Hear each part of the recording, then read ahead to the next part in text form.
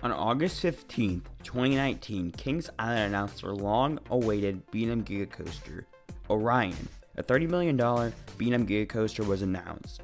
Coaster enthusiasts across the country made fun of this coaster by calling it a budget Giga. Many even claimed it wasn't even a Giga because its max height is only 287 feet. Just recently, Orion opened to the public with many mixed reviews.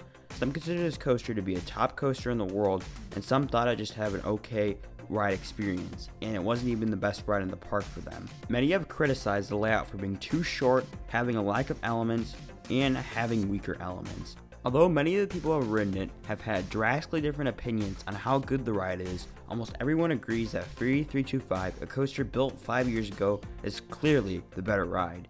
Today I'll be talking about why I think Orion wasn't built to be the best Giga coaster, and it didn't need to be. Before I hop into the video, I'd just like to give a shout out to Zach from Themeparkguy Productions. He's really close to 300 subscribers, so it'd be great if we get him there. Make sure to check out his Instagram account as well. I will link both of those in the description. If you'd like to earn a shout out today, make sure to like this video, subscribe to my channel, and comment your favorite Giga coaster. If you haven't ridden a Giga coaster, comment your favorite coaster overall. That being said, let's hop into the video. The first and most obvious reason is the cost. B&M Giga coasters are one of, if not the most expensive coaster models. The price of steel has risen since Fury was built, and the same amount of money would give a worse product.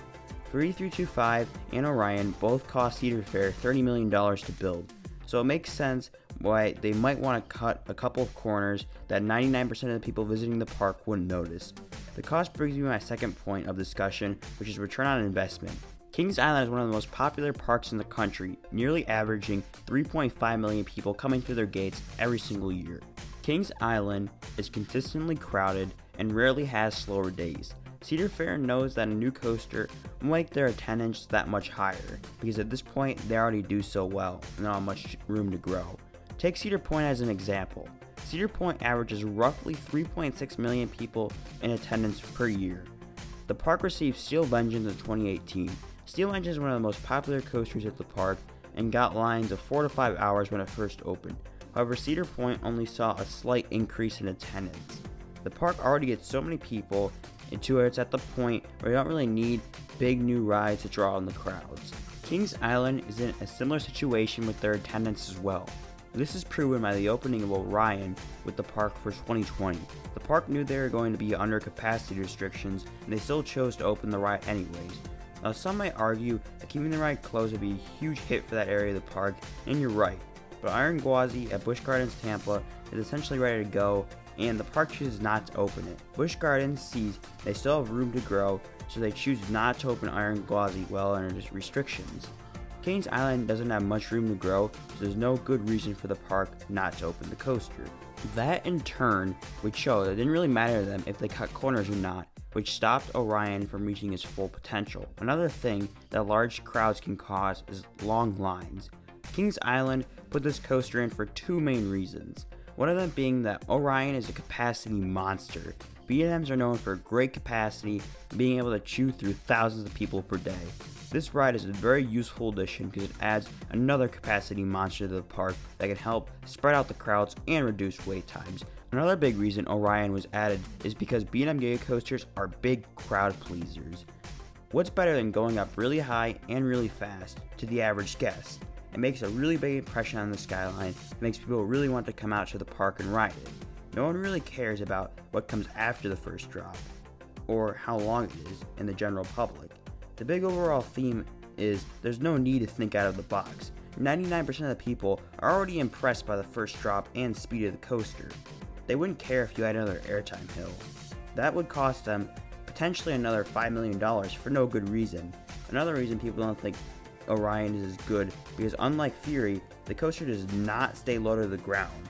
I think the reason behind this was the coaster was to go out in the woods and needed to be tall, so it could create a big image to the people. Fury is a front gate coaster on flat grass, so they could really go either way with it. I feel like that theory might be a little bit of a long shot, but it wouldn't surprise me if it had something to do with it.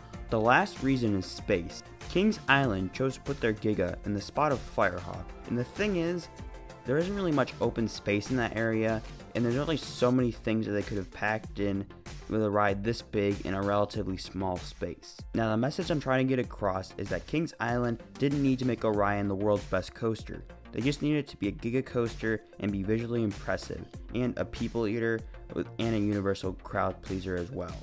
I've heard the presentation is great and the theming is out of this world for Cedar Fair. I think Cedar Fair really thought it was completely unnecessary for them to add anything extra to this ride.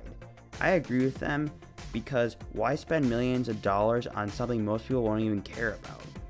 I think they did a great job keeping all interests in mind. We all need to remember that this coaster is taller and faster than 99% of coasters. If Cedar Fair want to make Orion the best Giga coaster, they very well could have done that, but it would have cost them so much more money and it would have made pretty much no difference to the average guest that they're trying to appeal to. That's just how I view the situation. If you have any other theories on this coaster, make sure to tell me them in the comments below. I'd like to thank you all for making this point. You may as well like and subscribe while you're here. With that being said, thank you all for watching. I'll see you all in the next video.